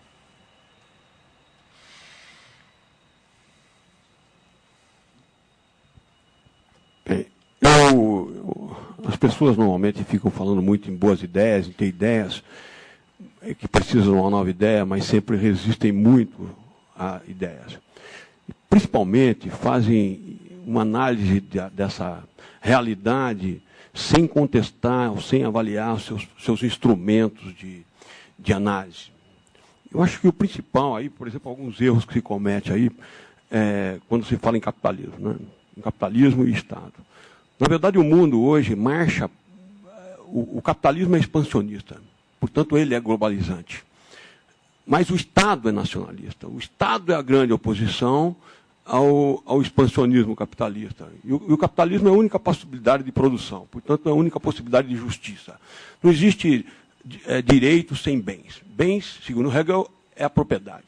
Portanto, o grande produtor de propriedade e de direito é a fábrica, e não é o tribunal, não é a força do Estado, isso aí tudo é coisa do passado. E, portanto, o que está impedindo, e o vetor é muito claro, nós estamos no fim de uma fim da era do Estado democrático, do poder democrático, com certeza. Né? E com certeza, para possibilitar uma expansão capitalista forte, não mais prisioneira dos burocratas que crescem a cada dia com as receitas monumentais da Europa, digamos, 45% do PIB na mão do Estado francês, 60% no Estado suíço. Portanto, nós estamos com um movimento fortíssimos contra a globalização, representada pelos Estados nacionais. Existe uma ilusão que nós estamos globalizando. Sim, o capital é globalizante. Quem não é globalizante são os Estados. Mais precisamente, os poderes nacionais. O que está em discussão agora não é propriamente o Estado tem uma função. O que está em discussão é o poder político. Por que a ordem de muitos depende do poder de alguns? Essa é a grande questão hoje, que está aí, que já é milenar. Começou com a Carta Magna, nesse milênio, e redundou na Revolução Francesa com a divisão dos poderes. Portanto, a discussão ainda é a mesma. Por que o poder de uns representa a ordem de todos? E pior, nesse momento histórico, nós estamos aumentando esse poder. Porque, infelizmente, o povo, quando passa a crise, reza e obedece. Infelizmente, tem sido assim, e hoje se aguça esses dois movimentos. O de concentração de poder e o culto a Deus. Isso aí o povo reza mesmo, busca não sei aonde. Mas o problema é de sempre. A dominação de alguns leva à concentração de riqueza neles. E isso para o mundo como está passando. Os índices mais claros do capitalismo, da falência do capitalismo, são as bolsas de valores. E a crise internacional financeira foi um golpe sobre o Estado. Tanto é que o Estado americano já deixou meia receita americana na mão de um grupo que eu não chamo capitalista, chamo de oportunistas, né? Que tomaram conta do Estado com as fundações dos bancos centrais há 100 anos atrás. O maior golpe, estelionato instituído foram os banqueiros nesse século, sobre o Estado. Desculpe me alongar. Qual é a pergunta? Eu quero que ele, como disse, eu entendo isso como um debate e eu tenho também uma posição. Queria que você comentasse a minha. Não, entendi a sua colocação e a sua posição. É verdade que o capitalismo é globalizante. A questão é se podemos pensar uma alternativa ao capitalismo. A questão é como podemos domesticar o capitalismo de uma maneira democrática. E, claro, o Estado tem um papel central. Isso é a minha visão também. E podemos ver com a crise exatamente que essa época de 20 anos, o neoliberalismo que agora acabou. Temos a volta do Estado. Agora o próximo passo é exatamente pensar o Estado e precisamente o Estado no nível internacional, transnacional, global, para resolver os problemas. O capitalismo tem que ser combatido, sim, mas como vamos analisar o capitalismo? Eu acho que temos que analisar com um olhar frio. Acho que o marxismo claramente é útil, porque claramente o capitalismo, como crítica do capitalismo, o marxismo fica útil. Mas o marxismo também atrapalha, no sentido que você já tem uma resposta antes da questão. Isso não é muito útil. Digamos, muitas vezes posso ver em colóquios, em conferências, que as pessoas, em vez de fazer uma análise, fazem uma intervenção expressiva.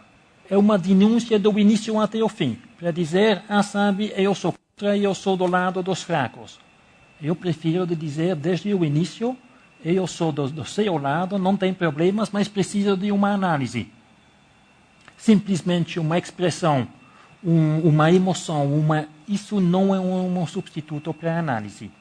A questão do Estado e da nação também é bem complicado.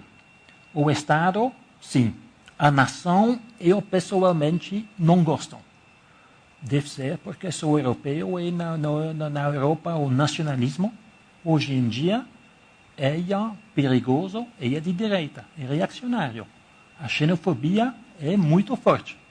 E eu sei que aqui no Brasil a situação é diferente, porque aqui o nacionalismo vem depois do colonialismo. Mas o que eu quero fazer conceptualmente é reforçar o Estado e tirar a nação. Eu não acho que a solução bolivariana funciona. Fechar as fronteiras, acho que isso não funciona. Isso é uma ilusão. É uma ilusão que vem dos livros, é uma ilusão que vem da militância. Não funciona. O que temos que fazer é construir blocos regionais, mas de uma maneira democrática. De uma maneira ou de uma outra, quando vamos pensar, temos que pensar além da nação. Temos que pensar, digamos, numa perspectiva propriamente cosmopolita. Eu acho que a União Europeia, com todos os defeitos que ela tem, é um bom exemplo, talvez, para pensar uma organização, a emergência de, como dizer, de uma política cosmopolita global. E claro que vamos ter, de uma maneira ou de uma outra, domesticar o capitalismo. Mas como vamos fazer? Eu acho que a maneira de fazer é exatamente de entrar no Estado e quando vamos pensar, digamos, o jogo global. Temos 3 jogadores globais. Podemos dizer, temos o capitalismo com as corporações transnacionais, temos os movimentos sociais e a sociedade civil global, e temos também o Estado. O capitalismo, o que ele quer?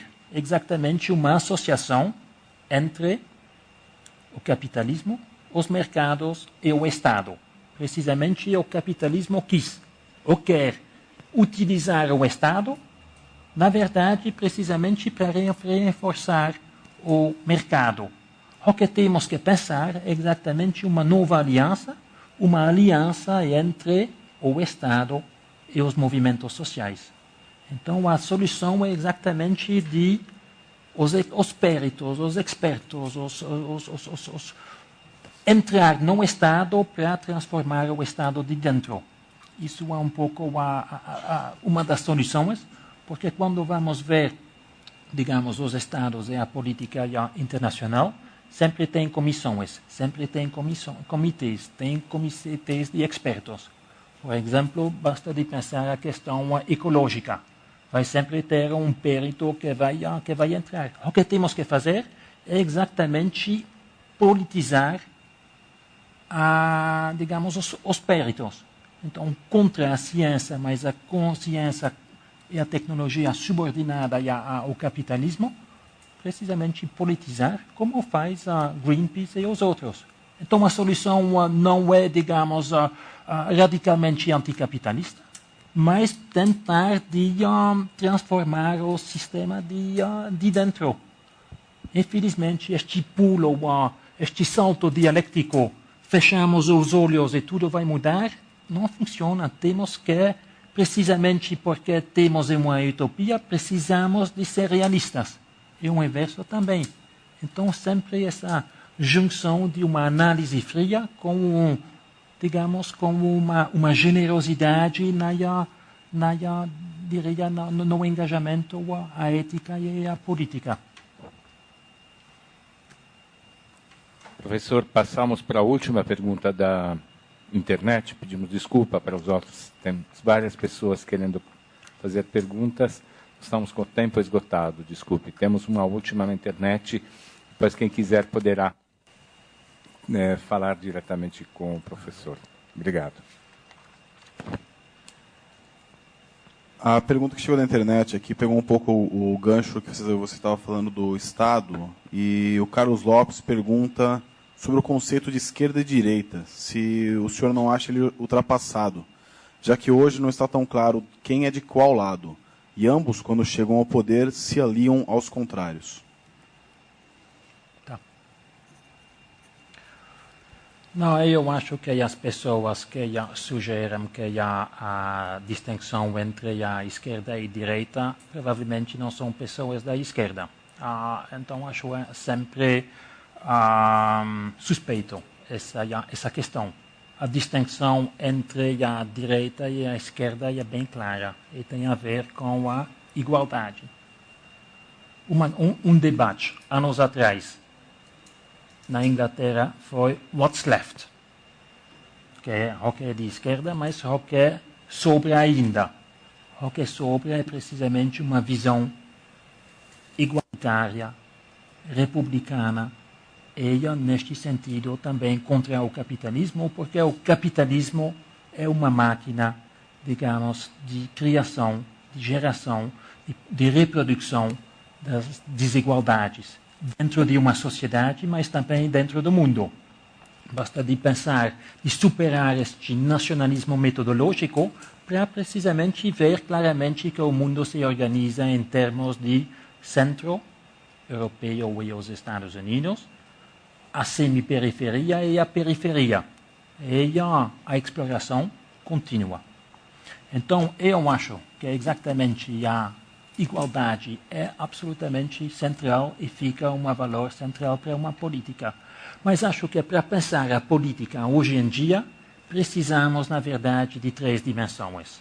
A primeira dimensão é a oposição entre a esquerda e a direita, que vem, na verdade, historicamente, o parlamento francês com a esquerda e a direita, mas essa distinção continua válida. A segunda é a questão progressiva ou conservadora. Isso tem a ver com valores. E lá também podemos ver várias posições. As posições conservadoras, normalmente, como sempre, têm a ver com a sexualidade. É muito estranho a influência da religião, mas tem sempre a ver com valores tradicionais e em relação digamos, ao sexo. Estou pensando aqui em termos de casamento gay, aborto, e por aí vai. Mas uma terceira dimensão que me parece importante também para analisar a política é essa oposição entre o modernismo e o postmodernismo. Porque o que podemos ver muitas vezes é exatamente que a política virou simplesmente um espetáculo. Um espetáculo onde as mídias, na verdade, são muito mais importantes do que o conteúdo. Uma projeção.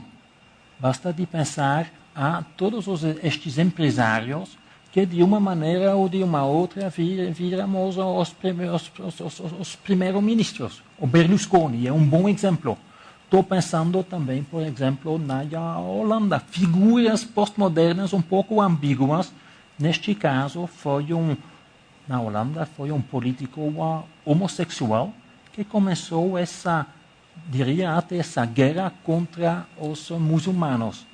E essa dimensão é muito importante, precisamente quando as mídias vão transformar a política e quando não é mais uma questão de conteúdos, mas simplesmente de aparência. De aparência e com todas as provocações. Então, acho que para analisar a política, precisamos dessas 3 distinções. Esquerda e direita, conservadora, progressiva, e moderna e postmoderna. Claro, quando vamos pensar, por exemplo, ao governo Lula, claramente um governo da esquerda. Um governo também progressivo.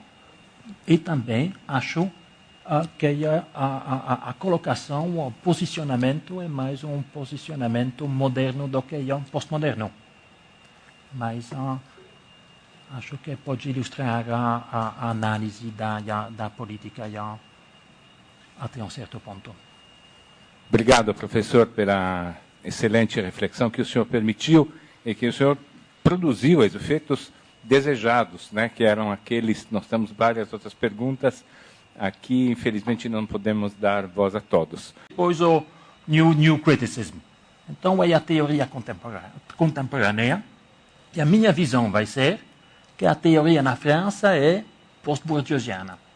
A teoria na Inglaterra é post-keynesiana. A teoria na Alemanha é post-habermasiana. Tem muito mais teorias que as teorias que vou apresentar para você. Na verdade, uma seleção um pouco subjetiva, são os desenvolvimentos que eu pessoalmente acho mais interessantes. Então, vamos começar com a França. A França tem uma grande tradição na sociologia. Émile Durkheim, fundador, digamos, da sociologia. Podemos dizer que ele continua a tradição de Auguste Comte, que inventou a palavra da sociologia. Ele inventou também a palavra do altruísmo em 1834. As características da França são um pouco estranhas, porque a França tem grandes filósofos, que vocês provavelmente conhecem, de nome: o Derrida, o Foucault, o Lyotard. Na sociologia, muito estranho, porque não pode fazer teoria pura na França. A especificidade da França é que você sempre tem que juntar uma reflexão teórica com uma pesquisa empírica, uma pesquisa de campo. E, na verdade, as melhores teorias são aqueles que usam grandes teorias para analisar um pequeno objeto de pesquisa. Essa é uma especificidade do campo francês. Teoria pura não se faz. Sempre tem que ter um objeto empírico. Uma outra especificidade dos franceses é o engajamento. Sempre tem uma dimensão política. Digamos, podemos dizer que a sociologia francesa é uma sociologia pública. A figura central é o Pierre Bourdieu. Faleceu em 2001. Grande figura. Para mim, sem a menor dúvida, é o maior sociólogo dos últimos 50 anos. Você pode gostar dele ou não. Pode pensar com ele e contra eles, mas não dá para ignorar. Ele veio da filosofia, depois passou para a antropologia e terminou na sociologia. Todas as ideias centrais foram desenvolvidas no espaço de alguns anos, entre 64 e 71. E depois ele continuou durante 40 anos a, digamos, pensar as implicações dessas intuições iniciais. Agora, a recepção do Bourdieu é muito, muito forte. Não pode mais abrir um jornal, digamos, científico na sociologia, ou no mínimo vai ter um artigo sobre Bourdieu, sobre os conceitos centrais que foi criticado. Ele desenvolveu uma teoria funcionalista, uma visão consensual da sociedade, que não deu muito espaço ao actor, que, digamos, pensou os indivíduos, os sujeitos, como sempre bem socializados, aceitando as regras e as normas. E a crítica veio de dois lugares. De um lado, digamos, os humanistas que disseram que tem que dar mais espaço aos indivíduos, às ações, à perspectiva subjetiva. E do outro lado, uma crítica que veio da esquerda, dos marxistas, que precisamente disseram: o Parsons é um conservador, em vez de consenso, precisamos de focalizar sobre os conflitos. A reação foi, digamos, uma polarização da sociologia, entre uma microsociologia e uma macrosociologia.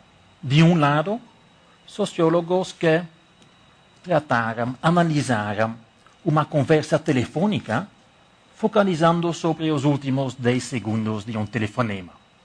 De outro lado, macrosociólogos que estavam pensando o sistema mundial.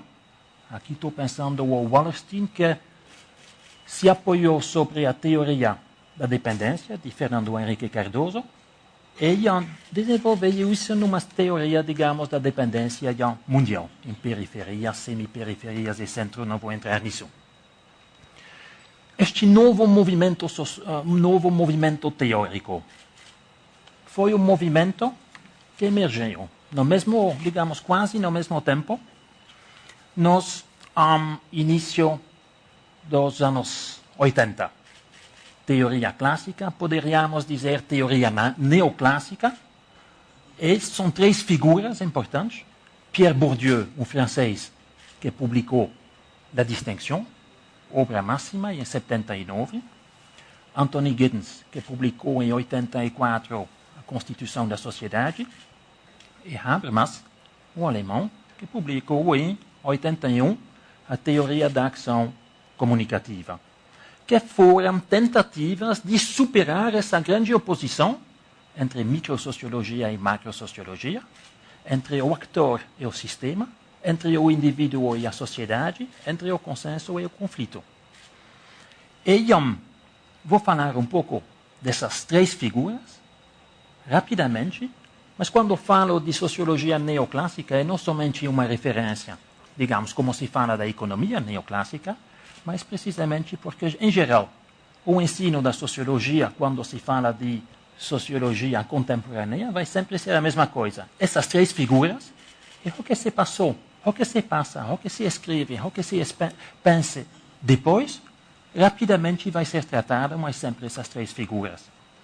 Então, na verdade, vou falar, se vocês quiserem, de um novo movimento teórico, um pouco como se fala na literatura do New Criticism. Boa noite, senhoras e senhores. Vou falar em um português que é o meu português. Está melhorando. Vou tratar de evitar as construções com subjuntivo, que não domino muito bem. Mas é uma honra realmente de estar presente aqui, mas também um desafio. Um desafio porque vou falar de teorias dentro da sociologia, vou falar com a filosofia e numa perspectiva acadêmica. Mas eu acho que uma boa teoria sempre é uma janela no mundo, mas também uma janela que reflete o mundo. E podemos ver que todas as tentativas contemporâneas para interpretar este mundo, de uma maneira ou outra, vão se referir a essas teorias. Bom, a palestra que eu vou fazer para começar é sobre o novo movimento teórico. É um movimento que começou nos anos 80 e que tem grandes figuras, o Habermas, o Giddens, também o Pierre Bourdieu, e vou realmente tratar depois da era dos epígonos, precisamente da teoria da sociologia, depois de Bourdieu, depois de Giddens, depois de Habermas.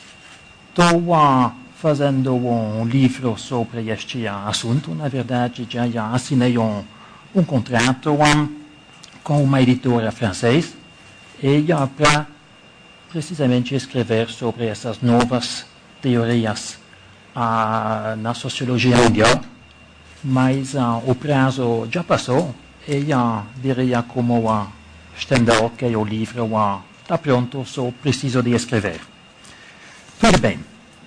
Para fazer uma história da sociologia recente, a primeira questão é como vamos reconstruir a história das ideias. Temos várias possibilidades. Podemos simplesmente escolher as figuras, as correntes, as escolas, e vamos fazer um pouco disso. Vou falar de figuras, sociólogos franceses, ingleses e alemães. Outra maneira seria de tratar de temas, de tópicos, a modernização, modernidade, grande tema da sociologia, subjetividade ou a globalização, vai ter um pouco disso também, mas digamos no pano de fundo. Outra questão, não somente que, mas como. Como tratar essas teorias. Eu acho que uma teoria, uma história da teoria tem que ser uma história teórica. Isso significa que ela tem que tratar das grandes questões que todo sociólogo tem que tratar. Questões da unidade de análise. Questões sobre o conceito de ação. Questões sobre a visão da sociedade. Questões sobre a história mesmo da sociologia e as afinidades com alguns correntes. Uma outra posição é mais contextual, que diz que uma história, para entender a história, tem que saber com quem ou contra quem os teóricos estão argumentando. Mas acho que essa contextualização é importante. Mas quando se trata da história recente, contemporânea, claro que não pode fazer uma história sem tomar posição precisamente no campo mesmo. Tem uma co-implicação. Isso vem simplesmente da temporalidade. Mas muito importante também é a espacialidade, o lugar. Eu vou tratar de teorias europeias, mas no final vou tentar de explicar por que essas teorias europeias não se aplicam aqui no Brasil e, na verdade, atrapalham o entendimento. Então, a contextualização é muito importante também. Bom, a história que vou contar é a história dos últimos 30, 40 anos. Mas para contar essa história, vou ter que voltar um pouco no tempo, no início da sociologia mesmo. A filosofia, sabemos, emergiu na Grécia Antiga. A sociologia é muito mais recente. Emergiu na Europa no século XIX. E a sociologia clássica é formada por, em geral, 3 figuras. O Karl Marx, que não se considerou sociólogo. O Emile Durkheim, francês. E o Max Weber, alemão. Sociólogos têm uma obsessão. Sempre tem que voltar para os clássicos, os pais fundadores. Isso é maneira simplesmente de construir uma continuidade, de construir uma tradição. Depois, digamos, início do século XX, uma primeira síntese. Síntese, digamos, uma tentativa de incorporar estes vários pensadores num quadro único.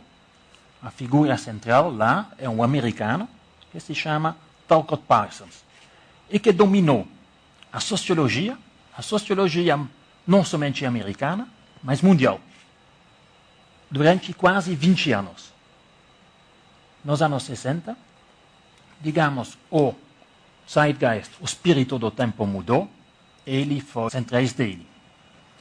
Os conceitos centrais dele são o campo, os hábitos e a violência simbólica.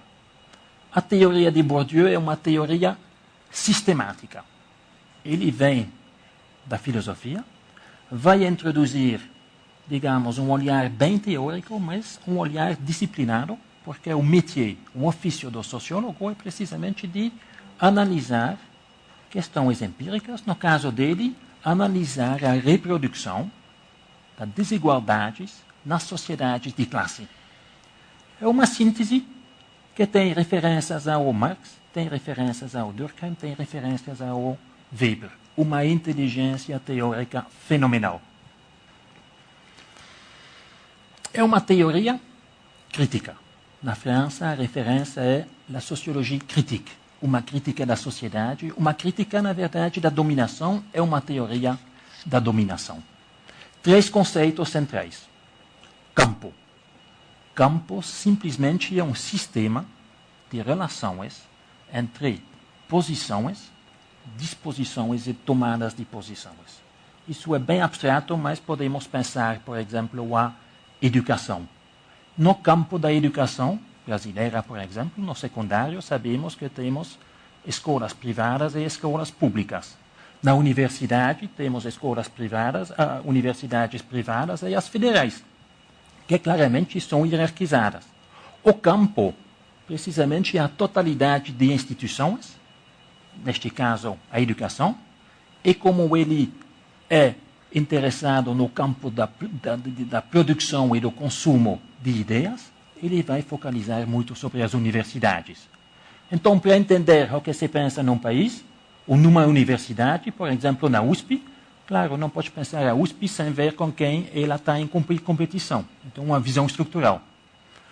Os hábitos é a interiorização do campus, precisamente. Quando você está num certo olhar, ou num certo lugar, precisamente vai ter uma disposição quase corporal de interpretar, de ver o mundo. E podemos, por exemplo, pensar a um aluno que vem, digamos, das classes populares e que vai entrar numa universidade de elite. Precisamente, se ele vai entrar lá, já podemos até certo ponto dizer sobre quais temas ele vai trabalhar. Claro que ele vai ter desvantagens, porque ele vem de um meio onde, digamos, as ideias não são tão importantes. Um filho de um médico, claramente, vai ter essa cultura infusa, um capital cultural, que o outro não vai ser. Isso pode ver precisamente na maneira de, como dizer, de interpretar o mundo. A violência simbólica, o terceiro campo, é precisamente uma teoria da ideologia que vai naturalizar a desigualdade. E sempre, embora